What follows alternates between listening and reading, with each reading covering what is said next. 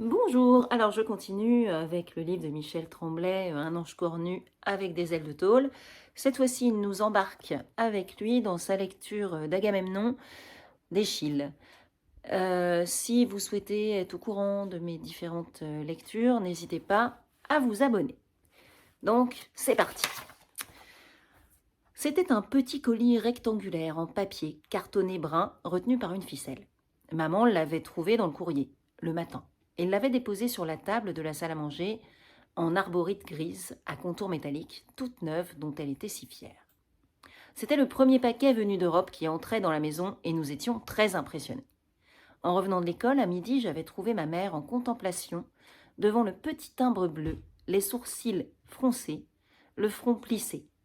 Elle semblait douter de l'authenticité de sa provenance et le frottait du bout du pouce, comme s'il avait été une tache d'encre dans le coin supérieur droit du paquet. Le livre de Jacques est arrivé de France, à matin. Quand on pense au voyage qu'il a fait, j'avais jeté mon sac d'école sur le plancher, m'étais approché de la table presque en tremblant. Enfin, depuis le temps. C'est de ça que ça a l'air, un paquet qui vient d'Europe? Comment ça se fait que t'as ton sac d'école? On a congé après-midi.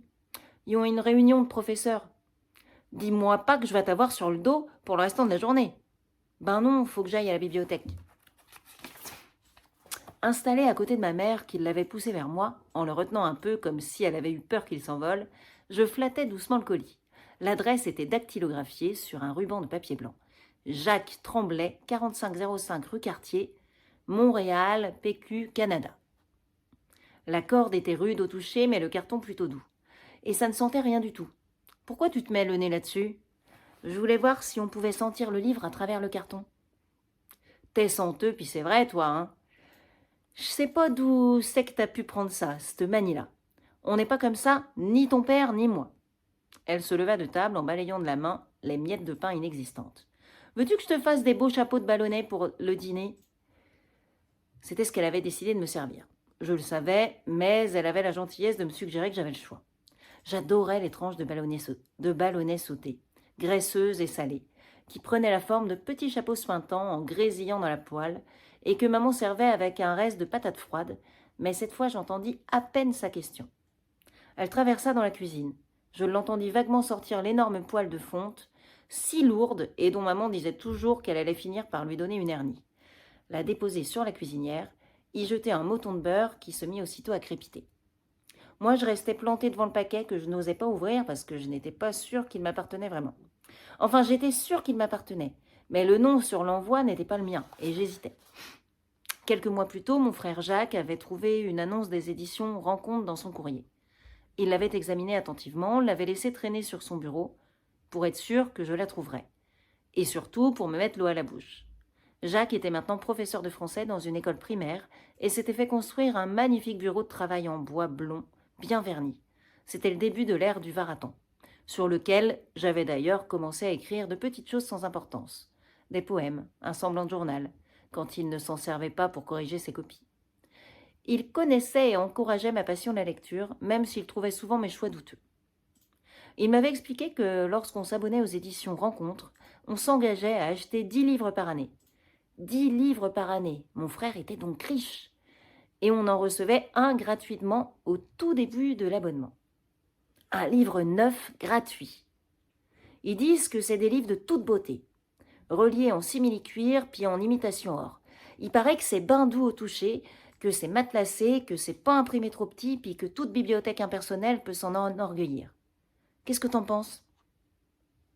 J'avais fait ce que ma mère appelait ma danse de Saint-Guy. J'avais sauté dans la pièce en battant des mains, je m'étais jetée en poussant des cris de fou dans le monstre rouge vin, dont le trou sur l'appui-bras gauche ressemblait de plus en plus à un cratère. Michel, retiens-toi un peu, t'es plus un enfant, t'es quasiment 15 ans. Je m'étais relevée, j'avais pris un air faussement contrit, dont je m'étais fait une spécialité depuis quelque temps, et qui, croyais-je, dupait tout le monde.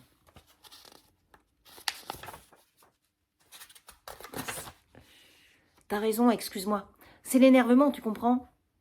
Tu vas avoir 16 ans l'année prochaine. Il faut que tu lâches les livres insignifiants que tu lis depuis toujours pour t'attaquer aux classiques. Jules Verne, c'est un classique, tu sauras. Jules Verne, c'est un insignifiant. Mon frère Jacques a toujours eu le jugement vindicatif et définitif.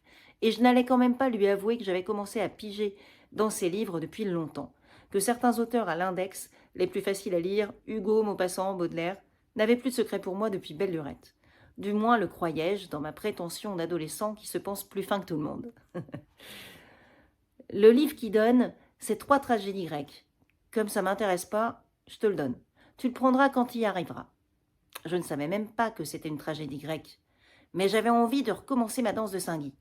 Lui sauter au cou était une chose impensable. Ça ne se faisait pas dans la famille, du moins entre hommes. Je le remerciai le plus simplement possible, plutôt froid de l'extérieur mais bouillant en dedans, et me mis aussitôt à attendre le colis de France. Qui tarda. Chaque midi, en rentrant de l'école, je demandais à maman si le paquet était arrivé. Elle levait le nez, elle détestait être dérangée pendant son émission favorite, de radio favorite, Jeunesse dorée, de midi à midi et quart, qui lui faisait mouiller au moins 2 mouchoirs par jour. Secouait la tête, replongeait dans les malheurs nombreux et compliqués concoctés par la championne des romans savons, Madame Laurette Auger, alias Jean Després. Tu l'ouvres ou ben tu l'ouvres pas, le maudit paquet ? Plusieurs minutes avaient passé sans que je m'en rende compte, et j'étais toujours en contemplation devant le paquet intact. Maman avait la poêle de fonte à la main, elle en vidait le contenu rosâtre et grésillant dans une assiette posée au bout de la table. Ce n'était pas très beau à voir, cette tranche de ballonnet, calcinée par endroits et recouverte d'une sueur de graisse fondue. Mais l'odeur était pénétrante et je me mis aussitôt à saliver. Je levai la tête. Le ballonnet ou Échille ? Choix difficile. Je repoussai le livre, je ne voulais pas me dépêcher d'ouvrir le colis. Je l'avais tellement attendu, il ne fallait pas gâter le moment sublime où je déshabillerais le volume des éditions Rencontres de sa gangue de papier cartonné. Un livre en simili-cuir, avec du doré, matelassé. Moi qui étais habituée aux vieilles choses toutes moisies de la bibliothèque municipale. T'as bien raison, tant qu'à ça. Attends donc d'avoir fini de manger. Puis mange tout de suite, là. Le ballonnet refroidi, c'est pas digérable, tu le sais. Tu dis toujours que je peux digérer des fers à repasser. Oui, mais quand tu manges trop vite, le fer à repasser se met à steam, puis t'es malade. Le ballonnet englouti. Michel, si tu vois des taches noires après-midi, viens pas te plaindre à moi. Les mains lavées et la bouche bien essuyée, je me doutais que j'allais embrasser le livre avant de l'ouvrir, et je n'avais pas du tout l'intention d'y laisser des traces de gras. Je revins m'asseoir devant le paquet encore intact. Le moment était venu. Je pris le ciseau dans le coffre à outils, sous l'évier de la cuisine, et me dirigeai vers ma chambre. « Michel, es-tu sûr que tu veux pas ouvrir ce paquet-là avant que ton frère arrive ce soir ? Arrive à soir ? Oui, je te l'ai dit 100 fois, Jacques me l'a donné. Il me l'a pas dit à moi. Maman, tu me gâteras pas ma journée, là. Tu me feras pas attendre jusqu'à soir. Ok, vas-y. Fais à ta tête, tu fais toujours à ta tête. Je suis trop bonne avec toi aussi. Si ton frère crie, après, c'est moi qui va ramasser les pots cassés. Je m'installais confortablement dans le Lazy Boy.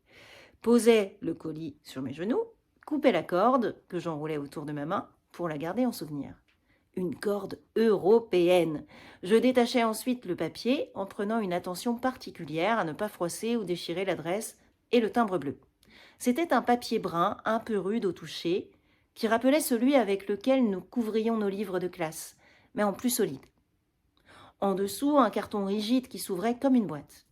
Des papiers, un petit catalogue, le choix du mois, une lettre écrite avec un caractère d'imprimerie qui ressemblait à une main d'écriture, et une encre sépia qui faisait très vrai. « Bienvenue à notre club, monsieur Tremblay. Votre choix fut des plus judicieux, etc. » Il était là, enchâssé dans le carton comme un objet précieux. Il n'était pas matelassé, probablement parce qu'on le donnait gratuitement avec l'abonnement. Mais la couverture en simili-veau, d'un beau brun clair, presque caramel, avait belle allure. Un bouquet d'odeurs d'encre d'imprimerie, de papier, de carton me monta aux narines, et je me penchai sur le colis, en fermant les yeux. On dit que désirer est plus jouissant que posséder. C'est faux pour les livres. Quiconque a senti cette chaleur au creux de l'estomac, cette bouffée d'excitation dans la région du cœur, ce mouvement du visage, un petit tic de la bouche peut-être, un pli nouveau au front, les yeux qui fouillent, qui dévorent, au moment où on tient enfin le livre convoité, où on l'ouvre en le faisant craquer, mais juste un peu pour l'entendre. Quiconque a vécu ce moment de bonheur incomparable comprendra ce que je veux dire. Ouvrir un livre demeure l'un des gestes les plus jouissifs, les plus irremplaçables de la vie. Je reluquais depuis longtemps les beaux livres dans les librairies de la rue Mont-Royal ou de la rue Sainte-Catherine. Mais celui-là était le premier qui m'appartenait en propre. Il était doux au toucher, il sentait bon. L'impression en était aérée, le papier sans être fin témoignait tout de même de la qualité et du sérieux des éditions Rencontres. Un petit ruban de taffetas cousu dans la reliure, servait de signet. J'avais su que je l'embrasserais dès que j'avais vu le colis sur la table de la salle à manger. Cela m'arrivait souvent pour les livres que j'aimais avec passion. Mais jamais je n'avais imaginé avoir un jour envie de mordre un livre. Le premier des 3 pièces grecques était Agamemnon d'Échille. Tout ce que je savais de la guerre de Troie à cette époque me venait de Hélène of Troie de Robert Wise, un mauvais film américain tourné en Italie que j'avais vu l'année précédente au Palace. Ennuyant pour crever la bouche ouverte, et qui mettait en vedette Rosanna Podesta, Jacques Serna et Brigitte Bardot, dans une de ses premières apparitions à l'écran. Je connaissais donc l'enlèvement d'Hélène et ses conséquences sur la vie des Achéens et des Troyens, parce qu'on m'avait raconté tout ça dans un salmigondi de scènes de bataille et de pages d'histoire mal ficelées. Mais j'ignorais à peu près tout de ce qui avait précédé l'histoire du cheval de Troie, et surtout de la joyeuse famille des Atrides, la vraie soif de vengeance de Ménélas et d'Agamemnon, le monstrueux sacrifice d'Iphigénie, l'hystérie de Clytemnestre, à qui on arrachait une de ses filles, l'arrivée d'Égiste dans la vie de la reine, la disgrâce d'Électre, et surtout le sort réservé aux Troyennes après la victoire des Grecs. Je commençais donc ma lecture avec un esprit parfaitement ignorant, non seulement de l'histoire de la Grèce, mais aussi des règles fondamentales de son théâtre. J'aimais déjà passionnément le théâtre cependant. Je dévorais tous les téléthéâtres que Radio-Canada produisait à l'époque. Installé avec ma mère devant la télévision, un verre de Quick dans une main et des gâteaux royaux dans l'autre, je dévorais tous les jeudis et tous les dimanches soirs Dubé et Molière, Tchekhov et Françoise Loranger, Oscar Wilde et Félix Leclerc, Tourguenieff, Labiche, Hugo et Anne Hébert, même Gabriel Attou et Jean-Robert Rémillard. Je changeais d'époque, de ton, de style avec un plaisir fou. Je m'inquiétais pour l'héroïne de l'éventail de Lady Windermere, qui avait commis l'erreur d'écrire un message sur son instrument. J'étouffais de rire à la scène du jardin de Georges Dandin. Je pleurais à chaudes larmes devant les malheurs de Gisèle Schmidt dans Un mois à la campagne. J'étais subjuguée par le langage si près de moi des personnages de Zone, qui auraient pu être mes voisins, malgré leur nom étonnant pour des Montréalais, Ciboulette, Tarzan, Moineau. Mais étais-je prêt pour Échille? J'ai lu 3 ou 4 fois de suite le premier monologue du Veilleur posté sur les remparts d'Argos, avant de bien saisir tout ce qu'il contenait. J'allais consulter mon Larousse pour les mots Atride, Argos, Ilion, Agamemnon. Je fis de l'analyse de texte comme on me l'avait enseigné à l'école, en disséquant les phrases trop compliquées. Je réfléchis sur certaines locutions, sur certaines images, sur les métaphores. Et lorsque je fus convaincue de bien comprendre le tout, je relus le monologue à voix haute, et des larmes me vinrent aux yeux. Que de choses étaient dites en si peu de mots. À peine une page de texte. Ce veilleur qui nous expliquait avec des images magnifiques qu'il était posté depuis des années sur les remparts d'Argos, à attendre des nouvelles de la chute de Troie, je le voyais, je l'entendais. Il nous parlait des inéluctables changements de saison, de la mauvaise gouverne d'Argos depuis le départ du roi, de la femme d'Agamemnon, la terrible Clytemnestre qui avait osé prendre un amant, qui devait se lever pour annoncer aux habitants de la ville la chute de Troie, de son envie, à lui, simple veilleur, de quitter les remparts, de chanter, de danser pour fêter la victoire des siens, en pays étranger. Tout ça énoncé avec une telle poésie que je passais une grosse heure à relire le monologue, à l'apprendre par cœur. Je demande aux dieux qui me quittent ces peines, ces longues années de vigie. Je couche accroupi sur le toit des Atrides comme un chien. Je connais l'assemblée des astres nocturnes, ceux qui apportent aux vivants l'hiver ou l'été. Quelle beauté! Ça ne ressemblait à rien de ce que je connaissais. Ce n'était pas immédiatement reconnaissable ou compréhensible pour moi. Mais l'analyse terminée, le texte bien saisi, quelle joie débordait de mon cœur. Un souffle de grandeur parcourait mon âme. Encore une fois, je voyageais loin de la rue de quartier de Montréal. Mais ce jour-là, c'était sur les ailes d'un génie de plus de 2000 ans, dont jamais je n'aurais pu deviner l'existence et surtout la force foudroyante si mon frère Jacques ne s'était pas abonné aux éditions Rencontres. Pourquoi ne m'avait-on jamais parlé d'Eschyle à l'école? Était-il réservé aux seuls privilégiés des collèges classiques? En étions-nous indignes, nous, les enfants d'ouvriers? Ne méritions-nous que la perle au fond du gouffre ou autre ancien Canadien? Je passais au premier cœur. Le monologue du coryphée était plutôt coton, mais je finis par le comprendre aussi bien que celui du veilleur. L'entrée du chœur lui-même, cependant, m'étonna beaucoup. J'étais habituée au chœur d'opéra que je hurlais à rendre ma mère folle en écoutant mes disques. Gloire immortelle de nos aïeux, ou bien Va pensiero sulla li della libertà. Mais un chœur parlé, qu'est-ce que ça voulait dire? Et il m'a fallu énormément plus de temps pour comprendre le rôle de ces habitants d'Argos qui sortaient de la ville pour venir nous parler. Mais lorsque je commençai à deviner leur utilité, leur fonction à l'intérieur de la pièce, je fus subjuguée et je restai clouée sur place, foudroyée par une révélation qui allait changer ma vie. Au lieu d'y avoir un seul narrateur comme dans un roman ou au théâtre, dans certaines pièces, La ménagerie de verre de Tennessee Williams par exemple, un groupe d'habitants d'Argos sortait de la ville pour venir nous raconter ce qui s'était passé avant que la pièce commence. Ce que nous devions savoir sur l'action, les lieux, les personnages. Ce groupe était aussi le confident des personnages et lui-même un protagoniste intégré à l'action de la pièce. On nous avait vaguement parlé à l'école de 3 règles du théâtre. Unité de lieu, de temps, d'action, en nous citant par exemple Polyeucte de Corneille, probablement parce que c'était une pièce chrétienne, mais jamais on ne nous avait expliqué comment les Grecs anciens avaient inventé, parfait ces 3 règles, en utilisant comme matière liante, comme ciment, ces personnages multiples qui n'en formaient qu'un. En lisant les 2 autres pièces du volume, qui n'étaient pas les 2 derniers volets de l'Orestie, je me rendais compte par moi-même, et ce serait l'une des grandes découvertes de ma vie, qu'au théâtre, quand un personnage nous parle de ses malheurs, dans un monologue, cela n'implique que lui, et le public devient son confident. Mais que lorsque plusieurs personnages disent en chœur la même chose, et en même temps, ils ne s'additionnent pas, ils se multiplient. Ils ne sont plus 5 ou 13 ou 20, ils deviennent un personnage qui représente tout le monde, et parle pour tout le monde.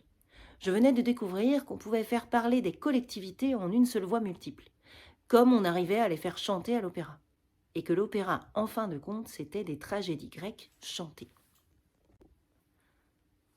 Je verrai ma première tragédie grecque quelques années plus tard, au Théâtre du Nouveau Monde.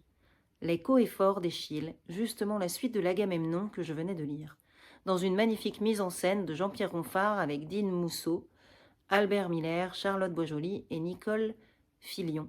Un spectacle qui fut malheureusement mal compris et qui passa à peu près inaperçu.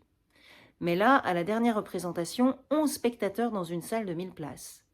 Je me dirais, c'est ça le théâtre, c'est ça que je voudrais faire. Et je me souviendrai de ma lecture d'Agamemnon et de la représentation des Coéphores quand viendrait le temps, en 1965, d'écrire ma première pièce en joual. Quand je terminais la lecture d'Agamemnon, j'y avais mis l'après-midi complet parce qu'il y avait beaucoup de choses que je ne saisissais pas du premier coup. J'eus l'impression d'être devenue quelqu'un d'autre, d'avoir grandi et évolué en quelques heures, d'avoir entrevu des possibilités qui me concernaient personnellement et qui transformeraient ma vie d'une façon définitive. J'ignorais encore quoi, mais je le savais. Ça m'était entré dans le corps, dans le cœur pour le reste de mes jours. Je venais de subir la piqûre de la littérature grecque et je passerais tout l'été suivant à fouiller dans les livres de mon frère. Je n'avais pas encore accès à la salle des adultes de la bibliothèque municipale, à la recherche de l'histoire des Atrides et de celle des Troyens. Il y avait donc quelque chose de grand, d'important sous l'anecdote du cheval de bois. Qui était vraiment Cassandre, l'esclave et probablement maîtresse qu'Agamemnon avait ramenée de Troie? Qu'est-ce qu'Égiste faisait dans le lit de la reine? Et qu'est-ce que c'était que cette tuerie à la fin, cette inimaginable violence de 2 amants assassinant le mari et sa maîtresse? Serait-il puni? Le cœur qui voyait tout, le dénoncerait-il? Je voulais tout savoir d'eux, et j'allais bientôt découvrir toute la famille de psychopathes.